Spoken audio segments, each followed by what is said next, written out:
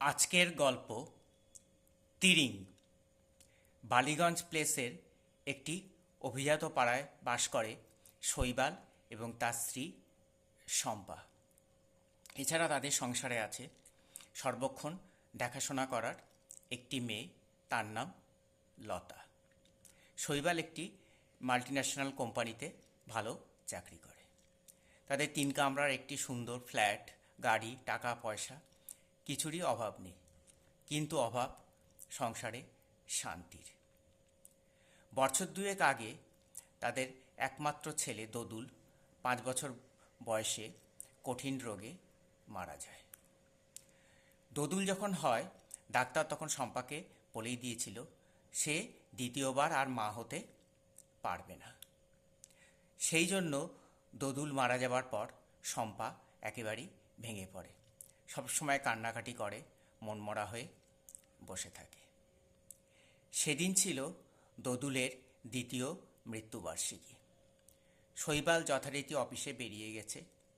সন্ধ্যাবেলা শম্পা ব্যালকানিতে এসে দাঁড়ায়, আলো জ্বালায় না। সে নীরবে চোখের জল ফেলতে থাকে। এমন সময় কলিং বেল বেজে ওঠে। শম্পা বলে, লতা, দরজাটা খুলে দে, মনে হয় তোর দাদা এসেছে। একটু পরে শম্পা বুঝতে পারে তার কাপড়ের পাড় ধরে যেন কিসের টানাটানি করছে। পেছন ফিরে তাকিয়ে দেখে অন্ধকারে শৈবাল কখন এসে দাঁড়িয়েছে। সে বলল, কি এটা? শৈবাল লাইট জ্বালিয়ে বলল, দেখো। শম্পা দেখল একটি ছোট্ট সাদা কুকুরের বাচ্চা তার কাপড় ধরে টানাটানি করছে, যেন একটা তুলোর বল। শম্পা সেটাকে তাড়াতাড়ি কোলে তুলে নিল। শৈবাল বলল যে এটা আমাদের দ্বিতীয় সন্তান। দোদুল নেই, একে আমরা সন্তানের মতো মানুষ করব। শম্পা বাচ্চাটিকে আদর করতে লাগলো। সে সারাক্ষণ তিরিং বিরিং করে লাফিয়ে বেড়ায়, এই জন্য শম্পা তার নাম রাখল তিরিং। তিরিংয়ের জন্য নতুন ভালো বিছানা আসলো, তার দামি খাবার, তার খাবার খাওয়ার জন্য ভালো ভালো বাসনপত্র সবই আসলো। শম্পা যেন আবার নতুন এক উৎসাহে মেতে উঠল। সারাদিন সে তিরিংয়ের দেখাশোনা করে, তিরিংয়ের সাথে থাকে। তিরিংকে পরিষ্কার করা, তাকে খাওয়ানো, তাকে চান করানো, মাঝে মাঝে তাকে ডাক্তারের কাছে নিয়ে গিয়ে ভ্যাকসিন, ওষুধ দিয়ে আসা, সবই শম্পা করত।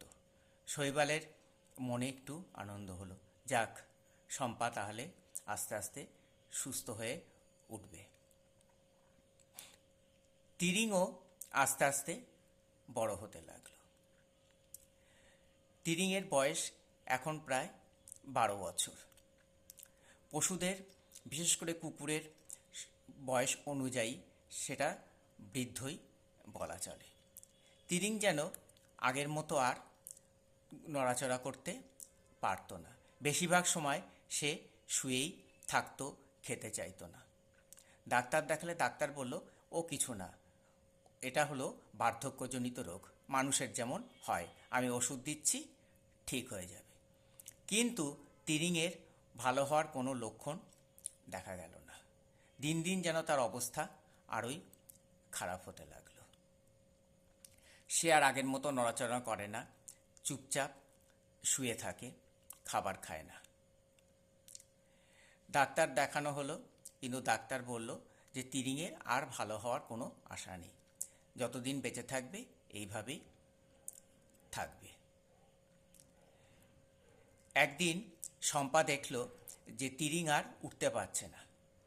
ডাক্তার বলল এটা প্যারালাইসিস বা পক্ষাঘাত, তিরিং এইভাবেই থাকবে। শম্পা তিরিংয়ের সেবা শুশ্রূষা করতে লাগলো। তার জন্যে বেড প্যান আনা হলো, ইউরিন পাস করবার নল, সব কিছুরই ব্যবস্থা করা হলো। যেহেতু শক্ত জিনিস তিরিং খেতে পারতো না, তাই জন্য তার জন্য দুধ এবং ফলের রস, সেরেল্যাক এবং অন্যান্য তরল জিনিসই খেতে দেওয়া হতো। শম্পা মনমরা হয়ে থাকতো, শৈবালেরও ভালো লাগতো না। একদিন সকালবেলায় শম্পা ঘুম থেকে উঠে তিরিংয়ের কাছে আসলো। দেখলো তিরিং যেন চোখ বুজে শুয়ে আছে, নড়াচড়া করছে না। অনেকবার সে তিরিংয়ের গায়ে হাত দিয়ে ডাকলো, কিন্তু তিরিং কোনো সাড়া দিল না। সে চিৎকার করে শৈবালকে ডাকলো। শৈবাল আসলো।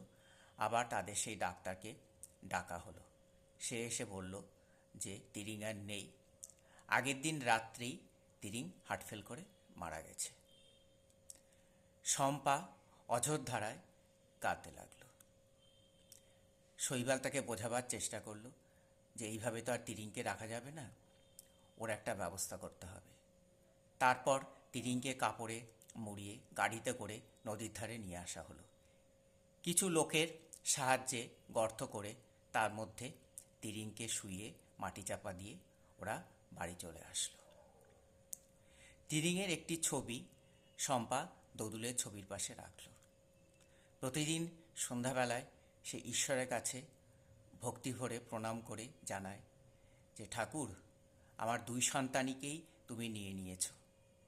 ওরা যেখানেই থাকুক যেন ভালো থাকে, তুমি ওদের ভালো রেখো।